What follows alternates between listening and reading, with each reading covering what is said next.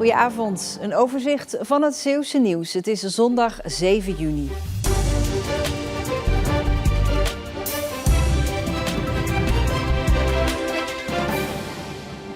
Een inzittende van een auto is gisteravond gewond geraakt bij een ongeluk bij Walsoorde. Het ongeluk gebeurde bij de Perkpolderhaven. De bestuurder moest mee naar het politiebureau voor een blaastest. Daar bleek dat hij 2 keer de toegestane hoeveelheid alcohol had gedronken. De passagier is met spoed overgebracht naar een ziekenhuis. De bestuurder van de auto zou ongedeerd zijn gebleven. Schepen, sloeproeien en oude ambachten. Het kwam dit weekend allemaal samen in de haven tijdens Vlissingen Maritiem. Ze zijn enorm, ja. Ja. Zeker ook de jachten die achter liggen, zeg maar, die zijn ook erg mooi. Indrukwekkend. Sommige zijn al heel oud en we horen ook wat verhalen erover en wat geschiedenis. En interessant. Ondanks het wisselvallige weer wisten de bezoekers de kades te vinden. Hartstikke mooi. Mensen laten zich ondanks een buitje af en toe niet tegenhouden. Dus er is belangstelling, zoals ook al te zien is, denk ik. Voldoende mensen die het schip willen zien en komen kijken wat voor moois dit eigenlijk allemaal is. De eeuwenoude schepen komen uit Nederland, maar ook uit andere landen zoals Spanje, België en Portugal. En dat ze hier liggen is best bijzonder. Nou, dat we hier tallships hebben, schepen die normaal niet naar Vlissingen komen. Die zijn ook groter dan zeg maar, de hoogaards die we kennen, het maritiem erfgoed. En dat maakt het voor het publiek ook heel interessant. Nou ja, het is natuurlijk gewoon heel bijzonder dat je zeilt op een manier die de middeleeuwers ook deden. Daar krijg je heel veel respect voor. Het is dwarsgetuigd, dus het is anders dan we tegenwoordig zeilen. Ik hoorde dat er 2 masters waren, dat vind ik leuk om te zien. En eigenlijk ben ik nog nooit echt geweest. En we dachten, nou, de zon schijnt, dus we nemen het er even van. En nu is het weer een tijdje wachten. De volgende editie is over 2 jaar. Patiënten vinden het heel lekker. Er komen veelal lege borden terug. Ziekenhuis ADRZ heeft zijn menukaart en maaltijden omgegooid. In de praktijk betekent dat kleinere porties als ontbijt, lunch en avondeten met nu 3 keer per dag een verantwoord tussendoortje. Door gespreid over de dag meerdere maaltijden te eten, kan je vaak ook meer eten. Doordat we kleinere porties hebben, helpt het de patiënt bij een betere energieinname en ook tegen misselijkheid. Ook is de vaste lijst aan diepvriesmaaltijden ingeruild voor een menukaart met daarop 3 gerechten die iedere dag anders zijn. Omdat ze dan niet iedere dag eigenlijk hetzelfde kunnen kiezen. Er is iedere dag andere keuze en dat zorgt voor meer variatie. Het huidige voedingsconcept bevat ook een stuk meer energie en eiwit. En ja, daar focussen wij eigenlijk ons als diëtisten heel erg op.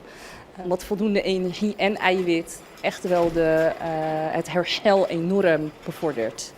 De vernieuwing is onder andere een gevolg van de Green Deal duurzame zorg, die ziekenhuizen verplicht om maaltijden gezonder en duurzamer te maken. Ziekenhuis Zorgzaam in Terneuzen werkt al langer op een vergelijkbare manier. Heb je zelf al eens geproefd? Zeker, want je moet wel eerst proeven voordat je weet wat je aan je patiënt te eten geeft. Ja. En? Ja, heerlijk, kan niet anders zeggen, want je wil niet iets uitdelen wat eigenlijk niet lekker is.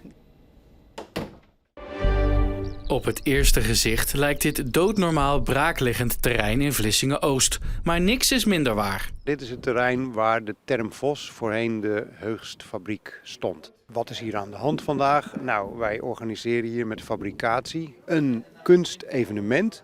Vroeger stond hier de fosforfabriek Termfos. In 2012 ging die fabriek failliet en werd het terrein gesaneerd. En vandaag dus deze speciale expositie. Met een heugstbusje vertrek je naar dat braakliggende terrein en daar ga je dan wandelen. Je loopt en op ieder punt start je met je telefoon een audio-opname en daar hoor je voormalige fabrieksmedewerkers praten over hoe het was om bij dat bedrijf te werken. En je komt dan ook bij 2 kunstwerken uiteindelijk. Zijn jullie op dit idee gekomen? Wat wij doen is door middel van hedendaagse kunst te kijken naar industrialisatie in Zeeland. Dan is Heugst, wat later Termfos werd, eigenlijk een legendarische fabriek.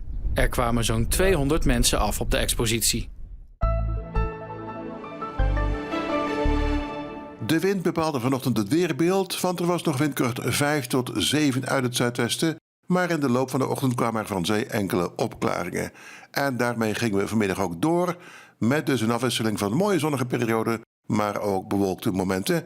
En er waren natuurlijk ook stapelwolken. De wind nam langzaam af, er bleef windkracht 3 tot 4 over en aan zee nog windkracht 5. Vanavond wordt het nog wat minder en vannacht is er maar windkracht 2 tot 4 uit het zuiden. Ook dan wisselen wolkenvelden en brede opklaringen elkaar af. Minimumtemperatuur vannacht van 12 tot 14 graden. Morgen begint met wat zon, maar het raakt bewolkt met gaandeweg de dag eerst lokaal wat lichte regen en later in de middag enkele verspreid voorkomende wat actievere buien. De maximumtemperatuur is morgenmiddag 19 tot 20 graden. Na morgen is het nogal onbestendig met zeker dinsdag geregeld een bui met kans op onweer en bijvoorbeeld donderdag zou er ook vrij veel wind kunnen komen. En met het weer zijn we aan het einde van deze Zeeland Nu. Een hele fijne avond.